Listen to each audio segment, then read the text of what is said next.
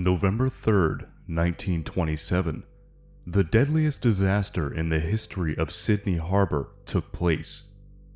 When the ferry Greycliff, captained by William Barnes, briefly strayed from its path, it was struck by the much larger RMS Tahiti. The smaller ship was violently twisted around before being overturned and ripped in two. In a horrifying scene, the ship's 120 passengers were dumped into the cold, swirling waters of the harbor. The day began as any other day on Sydney Harbour in Sydney, Australia. The ferries hustled from wharf to wharf, picking up and dropping off scores of men, women, and children to their intended destinations. The Greycliff, a 133-ton steamship owned by Sydney Ferries Limited, was one such ferry. During the Greycliff's 4:14 p.m. run, however, it became known as the school boat because, as part of its run, it would pick up the children who were at school in the city and return them home.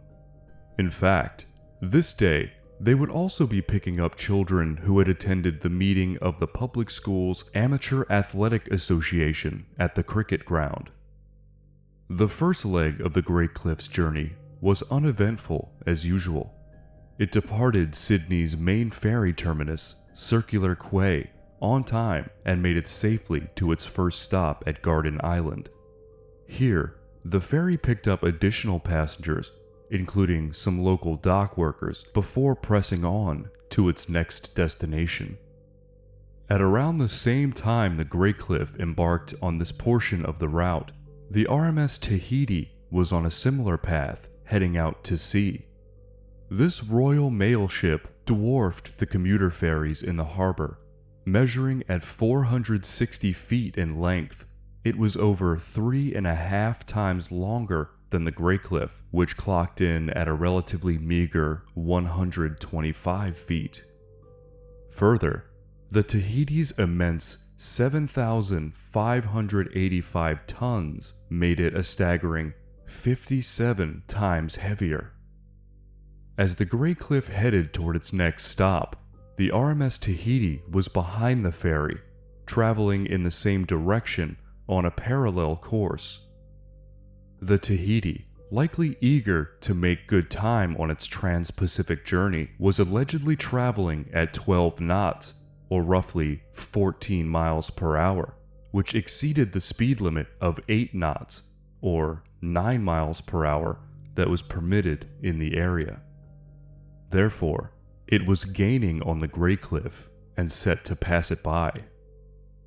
At roughly 4:30 p.m., the Greycliff unexpectedly veered off course directly into the path of the RMS Tahiti. Because of a design flaw in the wheelhouse of the Greycliff, there was no clear view of ships coming up from behind, so Captain Barnes was unaware of the rapidly approaching ship to the rear.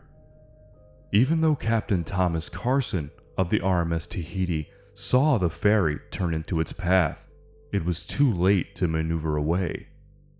The Tahiti sounded its steam horn, and Captain Carson barked orders to turn the ship, all the while knowing nothing could be done as they were too close to evade the much smaller craft.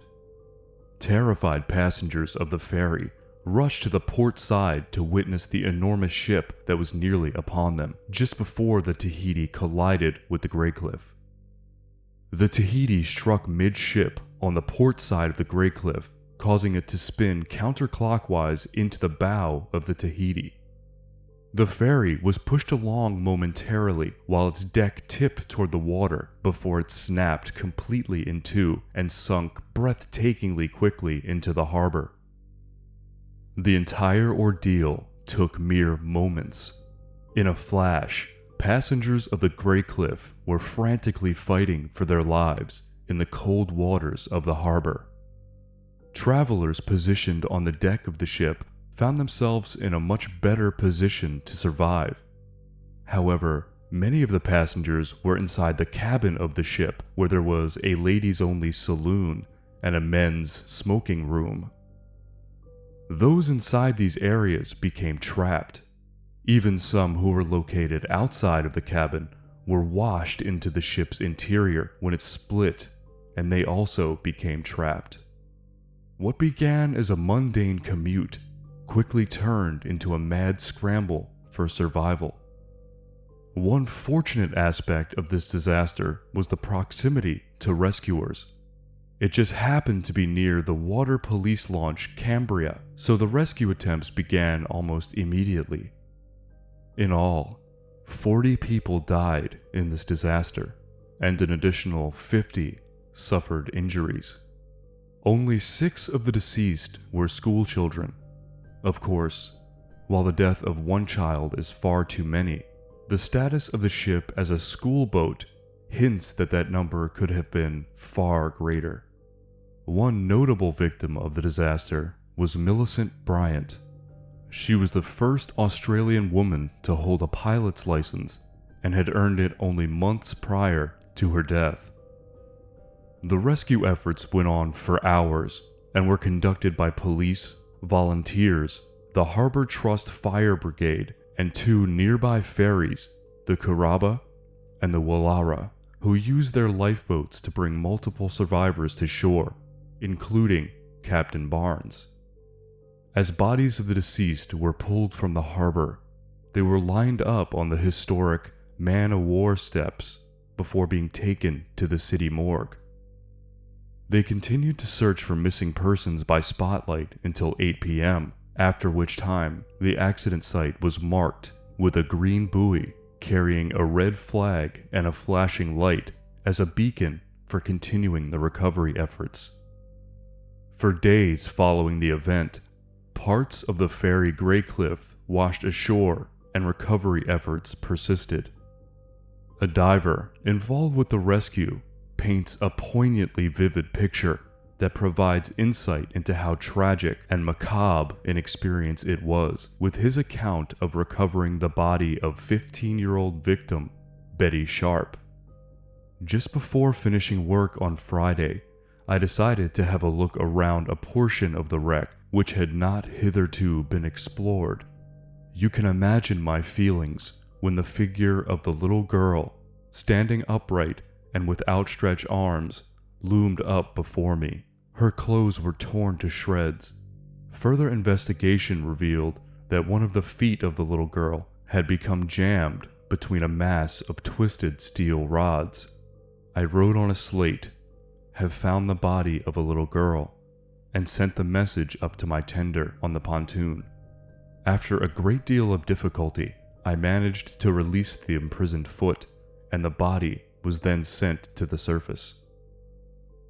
In the week following the event, a number of other bodies were pulled from the wreckage as well. Some floated to the surface after days of being submerged.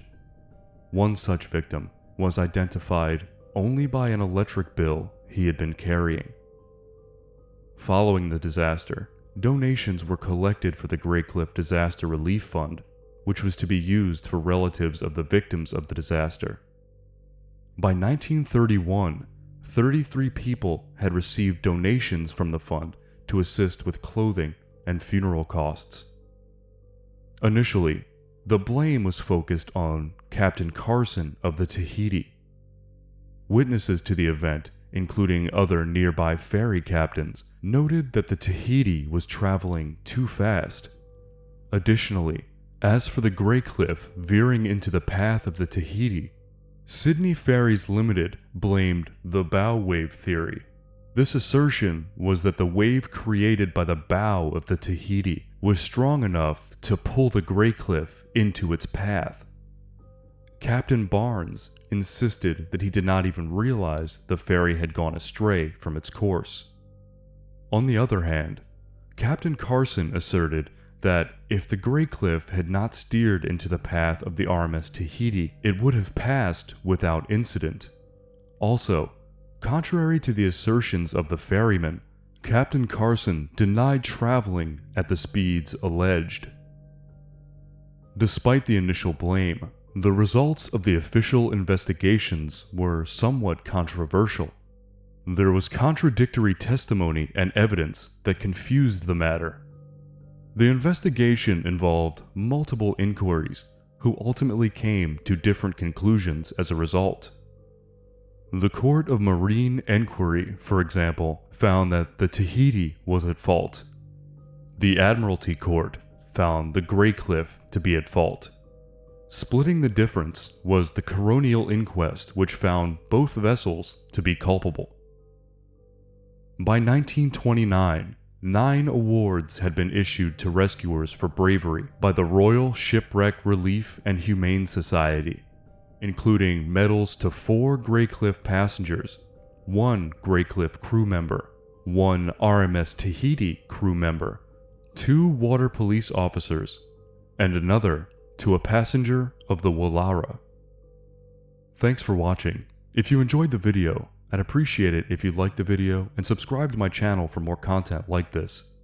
Until next time.